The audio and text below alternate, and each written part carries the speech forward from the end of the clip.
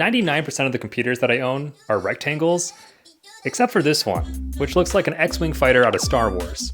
And yet, I don't think it's quite weird enough. You see, a normal rectangular computer has a rectangular power button, so you would think that this spaceship-looking weird computer would have a really weird, interesting way to turn it on.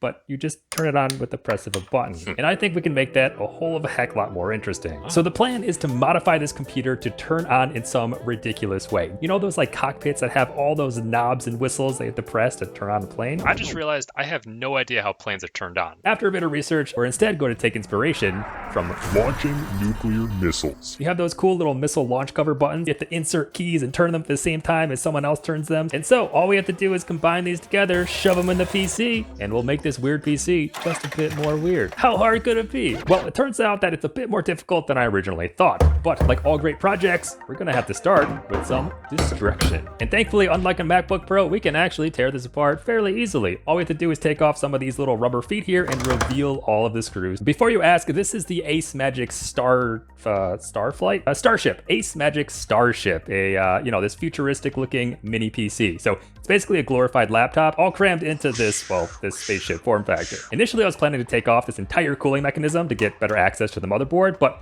turns out that was way more work than it was worth. So instead, I was able to actually just unscrew the motherboard and then just lift up everything out of the box. So now on the underside of the motherboard, well, I guess the top side.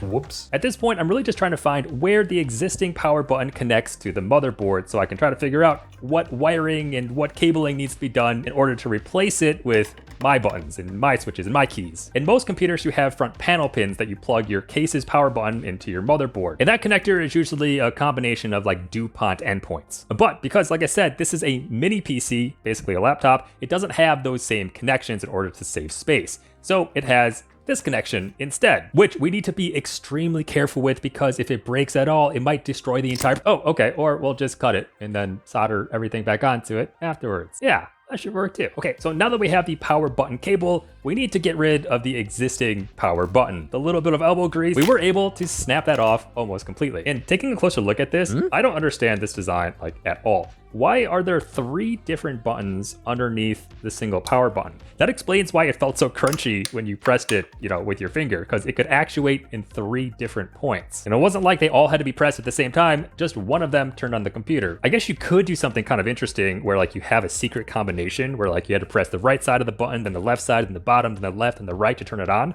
so that only you could turn on your computer. But other than that, I don't know why they did this, but regardless, we now have some prime real estate for our key switch. And by golly, would you look at that? This thing fits as snug as a bug. It almost looks like it was designed exactly for this purpose. I was thinking I was gonna have to break out the drill at this part, but this thing is great. I'm just gonna slide this in and call it a day. Now we might end up having some clearance issues because of the length of this key switch.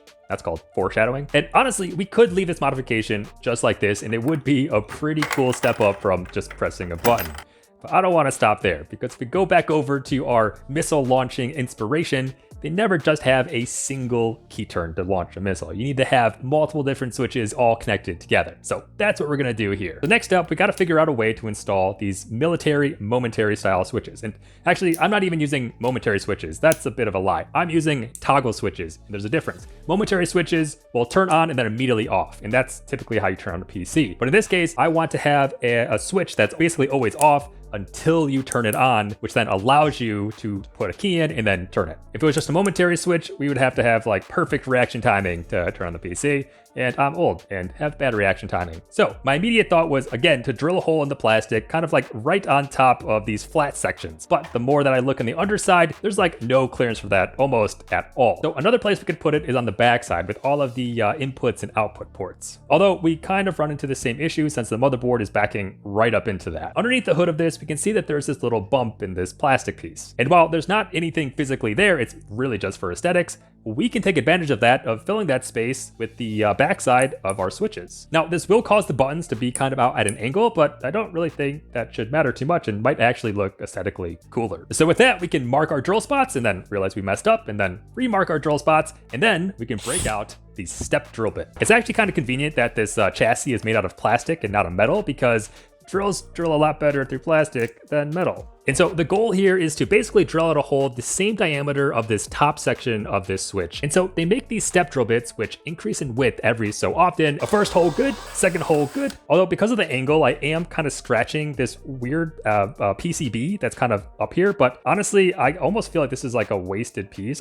This isn't even connected to anything. But with that, we can now test fit everything to make sure it all fits together, and it looks like it does. Wonderful sign, love to hear it. There definitely won't be any more issues of clearance or anything at all, so that's awesome. And so now let's get started on the daisy chaining of our switches. If you're not familiar with daisy chaining, it's basically just connecting a bunch of these switches together so that they have to all work in unison. So remember when we cut that precious piece of power button cabling? Now is when we're going to need to use that again. Essentially what I'll be doing here is basically connecting this all in a triangle. And to make sure these are all connected together, I am basically going to be using some of those DuPont connectors. And so I have some like 18 gauge wire that I'll just be chopping up, stripping out, sliding on, crimping off in order to plug it all together. So with that, let's test this before we get our hopes up too high. We'll go ahead and plug power into our computer and replug our power switch into our motherboard. And so now if we close these two switches and turn our key, we should see life, and we do. That's what I like to see. At this point, we're basically at step 3, which is just shoving it all together and hoping that it still works when it's all cramped inside the PC. And well, this is also where our biggest problem comes to light. Because remember how I said we don't actually have that much clearance inside of the PC, especially with it all crammed back together? Well, yeah, that's gonna come bite us in the butt. Well, this town ain't big enough for the both of us. So ultimately, something's gotta give. Now, if I had any type of foresight, I could have drilled these holes like a little off kilter so that they could both go in without hitting each other. But that kind of would have looked a little weird, don't you think? So instead, what I'm going to do is I'm going to chop off these spade connectors that we just put on, and then I'm just going to solder the wiring directly to the buttons themselves. You can see that, yes, they do finally fit well together. Hurrah! So now we can go ahead and make sure that those are secured down, meaning that the last thing we need to do is install this the key switch, which we kind of just said was good enough, but now I'm realizing, well, it just kind of slides out and is also actually too long for the space that it's in when the motherboard is in place. So ultimately, we're going to have to do the same exact step of chopping off these spades and just soldering the wires directly to the end ports. And thankfully, I think that can be our very last step because this can just slide in from the outside. Nice. Reassemble this computer and hope and pray that we remember where every single screw goes and where every single cable is plugged into, which well, I'm filming this after the project and I have like 6 screws just sitting out, so didn't do the best job, but it'll work, right? Yeah. Although actually this thing reassembled pretty well. I haven't used Ace Magic computers before, but I was pretty impressed with the build quality of this one. I was also surprised they used Crucial SODIMM RAM when they could have just gone for like a cheaper one, but I love Crucial RAM, so it's quality stuff. But all right, now that our spaceship is back together, the final step is to shove in this key fob and find some way to adhere it together so that it, you can turn it without it falling out. And with the rest of this looking so clean, we might as well just find the most elegant solution as possible to really bring this all together. Yeah, I just ended up using super glue.